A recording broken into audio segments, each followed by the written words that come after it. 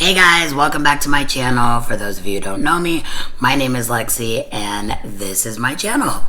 Welcome, hi, hello, how are you?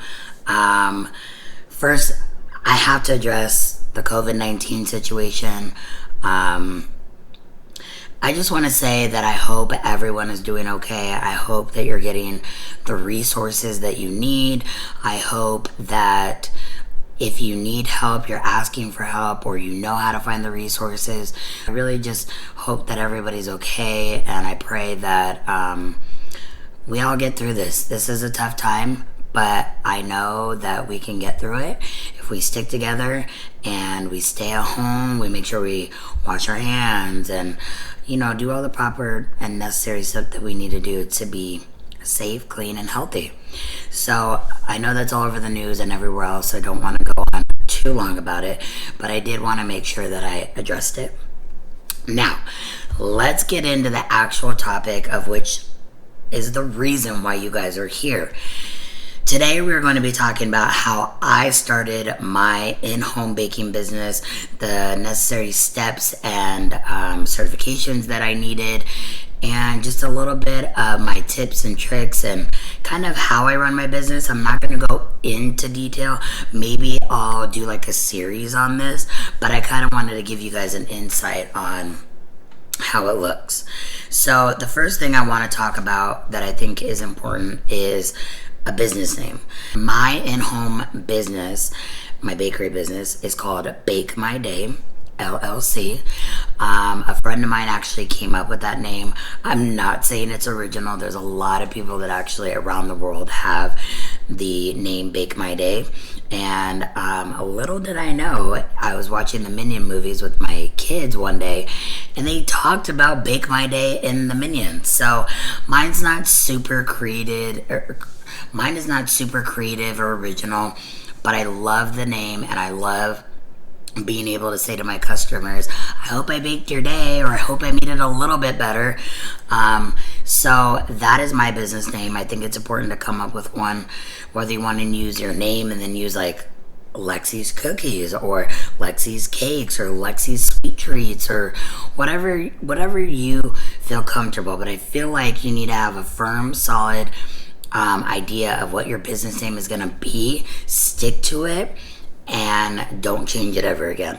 I feel like if you change your name, you're confusing your audience, you're confusing your customers, and it just makes for a headache down the road, and you don't want that. After you get a business name, then I would suggest that you figure out what you're gonna sell. My problem when I first started was I wanted to do everything. I wanted to do custom cakes, cookies, cupcakes, pretzels, Rice Krispies. Like, I wanted to cater to like dessert bars, and I wanted to do a lot of stuff like that. But I feel like as I went along, I was all over the map. I did so much stuff that I was losing control of what was important to me. And I feel like because I had taken on so much stuff, I couldn't focus all my time and energy onto one specific thing to make it like amazing. I always put out the best product no matter what that I could, but the more stuff you add on to your business and don't specialize in, the more you can see, okay, the cake looks amazing, but the treats kind of fell off somewhere.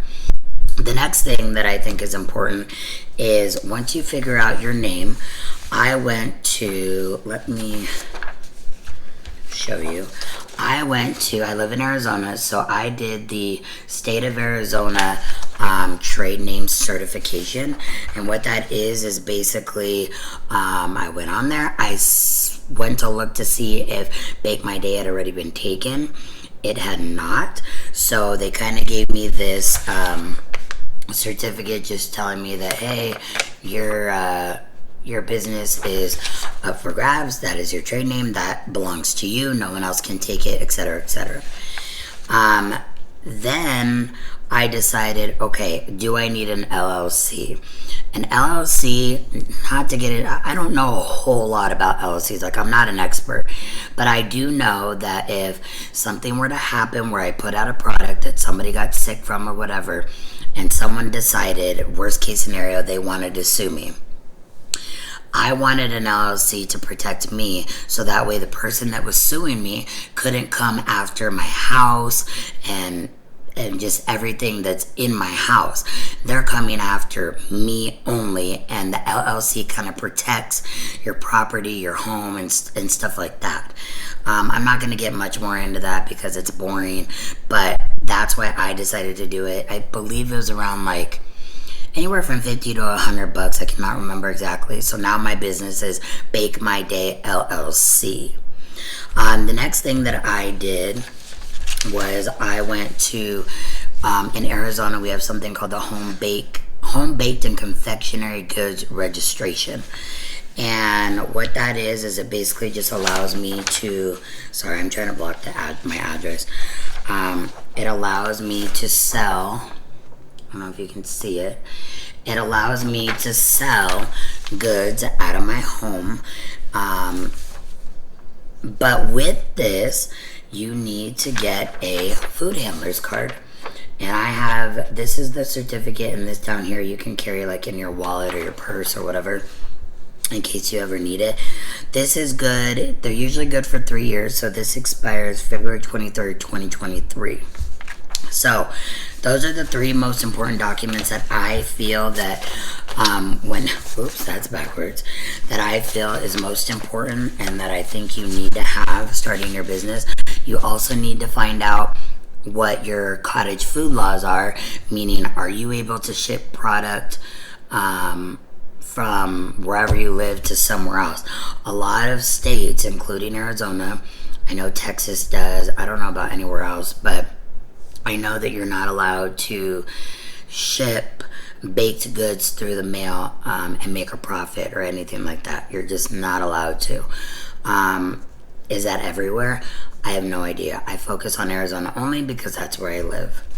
So the next thing that I want to talk about is once you get all that figured out, one of the other most important things I think to have is a business card. First of all, these are not my current business cards. When I ordered these, it made it seem like this font was way bigger than it is, and it's not. It is so tiny, and I just do not like them. You can't even see, like, it's tiny. So these are not my current business cards. I am currently in the revamp process of making them. But on my business card, it has my logo, it has my name, it has my website, my email, my Facebook, and my Instagram. And then at the very bottom, it has my phone number. It's blank on the back, there's nothing there. I think these are a great tool to use for marketing. Whenever you're out and about, if you see somebody, that has kids, or anybody for that matter, everybody always knows somebody, and everybody is always looking for some type of dessert. They have birthdays, they have parties, stuff like that. So, not to be in a creepy way, but, be like, hey, I make cakes, I make cookies, I make cupcakes or whatever for any types of events, weddings, birthdays, holidays, anything like that. Give me a call if you ever need anything. I'm located in wherever you're located at. So pretty much how I do it, I'll give you a little sample. Hi, my name's Lexi. I own a certified in-home bakery. I specialize in custom cakes, cupcakes, and decorated sugar cookies. This is my business card. If you ever need anything in the future, please don't hesitate to call me, or please don't hesitate to contact me. And I look forward to hopefully hearing from you. If not, I have all my social medias on there if you'd like to follow my pages, see some of the work that I've done, or if you need something in the future. Thank you so much. So I kind of do something rough like that. It doesn't have to exactly be like that, but that I just wanted to show you. I get my business cards from Vistaprint. I believe this is like a box of 500, and they're usually super cheap. I always buy them when there's a sale, and it's like 500 of them for like 20 bucks, which I think is amazing. So I try to only do it when they're on sale. So the next thing that I think is important is figuring out how you're going to keep track of all your orders once you get clientele. You can do this in so many different ways. It's not even funny. These are ways that work for me, and I'm a big advocate for doing stuff myself. So here's a couple of different ways that I like to do it. The old school way, pen and paper. When I go to any consultation, I always start with pen and paper. I never have a contract. I mean, I have a contract with me, but I don't write everything on the contract. I write it on pen and paper. I'll write who the couple is, the date, time, location, everything like that. Then what they're ordering. Then we go over flavors and stuff like that. The reason I don't write it on a contract right away is because majority of the time, your customer is going to change their mind about something, or they say something incorrectly, or they want something different, and that's totally fine. Well, I like to write it on here, and then I will switch over to an actual order form. Now, this is an order form for a cake, and I have it kind of laid out where, and if you guys want, I can leave my template below. Just let me know, or I can email it to you, whatever you want. Basically, it says my business name, all of the details of the event. It talks about deposit, delivery, final total. Then you have your customer sign and date. And then down here is all the terms. Should I go through the terms with you? I think it's important to go through the terms, especially if you're starting out. So here are some of my terms. I always require a non-refundable deposit of half up front. Now, in the case that there's a wedding or a giant event where they order a ton of stuff that comes out to a large amount, I am willing to do the payment in thirds to try and break up that, a high payment. I'm willing to work with my customers as long as they're willing to work with me and I don't have any problems or anything like that. If I start to see a problem or an issue, I will require the full amount. If they're not able to do that, then I will cancel the order. I've had so many ups and downs in this business. A lot of learning has been done in the past 4 years. And I think it's important to stand your ground and you learn what works for you. So first term is, like I said, non-refundable deposit. Mine is half up front. Some people do 25%. Some people do 20%. Some people just do $20. It really just depends on what you're ordering. Next, the next one I have is the remaining payment is due 1 week prior to the event. I used to have the payment due the day of the event. That is a nightmare, especially if you're doing a big event or at a Peter Piper or at an event hall or something. When you're there dropping off, the last thing you want to do is try and hunt someone down for the rest of your money. It's a nightmare. If they absolutely do not feel comfortable paying a week in advance, you can tell them, okay, then the day before. However, my policies and the way I work, if you're not willing to pay a week before your event, then you're not serious about your event. I get it a week before. That way, if they want to make any last minute changes or anything like that, that's a hassle, and that will be an additional fee. That gives you enough room to make sure, okay, this cake is paid for, it's set, you're good to go, you can get everything else that you need for it, and you're good to go. That's how I do it. Again, everyone does it differently. After I set up at the venue, that once I leave, it is not my responsibility if something happens to the cake, if the table collapses, if it starts to melt because it's not cool enough in there. It's all on the person that bought whatever they bought, cake, cookies, whatever. The next one, I talk about fresh flowers not being a food product and contain pesticides, insects, dirt, and other contaminants. The next one is if someone decides to pick up their cake instead of having delivery, once it leaves my door and you go in your car and you drive away and something happens, that is on you. I will do my best to try and fix it for a fee, but I'm not going to fix it for free unless something happens here at my house. Next one just talks about I reserve the right to photograph all of my cakes and desserts and put them on my social media and all that stuff. And the last one is I am not a gluten-free, dairy-free, vegan-free, nut-free bakery. I don't do that. I don't specialize in that. So I do write on there that my products may come in contact with milk, wheat, nuts, soys, and other allergens, as I am not a peanut-free, vegan-free, gluten-free dairy, so you just don't hold me accountable. So that's really my contract. It's really simple but to the point. Every time somebody makes a deposit, I give them an invoice or a receipt. So I was making sure there wasn't any personal information on this. So this is kind of what my invoice / receipt looks like. It states the name, the date of the event, all the details you need, and then down here it says the total cost, and then it'll say like deposit. And once you pay a deposit, then it'll say remaining balance due this date, and this is how much it is. And then I'll send a final invoice saying remaining balance 0.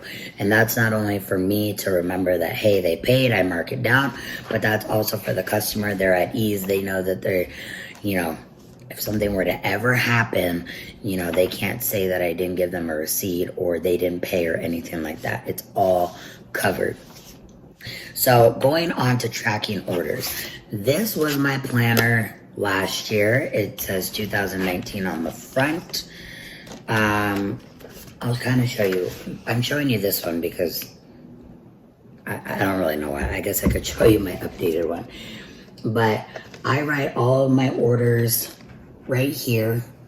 And I just do it really vague. I say who the person's name is, what they ordered. I don't go into flavors and all that. I kind of just do how many dozen. And then I put if they paid or not. Then once my calendar starts to fill up and get booked, then I write booked, or if I have one spot left or booked or whatever. That way I know, hey, you can't take any more orders for this month because you're booked. You're going a little crazy. So yeah, I like to use a planner. I think it's effective. I can look at the week and say, okay, this is what you have for the week stream. Lastly, that I want to talk about, a couple of the places that I buy all the stuff that I need for my business. I use BRP Box Shop for a lot of my boxes and cellophane bags and stuff like that for cookies. I use Paper Meat. They have good boxes as well, along with Shred and stuff like that. I like to go to Joann's a lot, Joann's Fabric Store. If you don't have one where you're from, I apologize. You can also go to Michael's, but they often have coupons. So when I go there, they have nothing but Wilton stuff. So I'll buy Wilton boxes or cellophane bags or sprinkles, whatever I need. And they always have a coupon. I'm all about getting stuff on a budget or on sale or anything like that. My labels, I got these from Amazon. Amazon is another friend. You can find cake boxes, cake boards. They're a little bit more expensive. However, if you need it right away, I have Prime, so you get 2 days shipping. Don't want to go much more into detail about that. I do encourage everybody to do their research in the state that they live in when they're going to start an in-home bakery. I do mine part-time. This is not my full-time job. I have a full-time job working in law enforcement. So this is kind of just my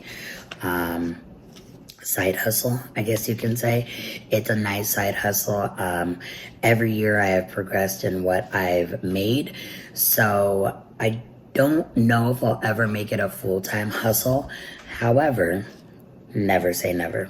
All right, guys, if you have any questions, comments, or anything at all that you are wondering or just have a question about, please leave a comment down below. Please like, comment, share, and subscribe.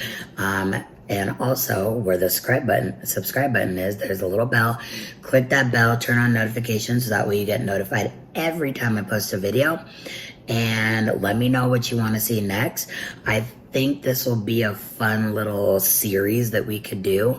Because when you're starting out, you just don't know anything and you need all the help in the world.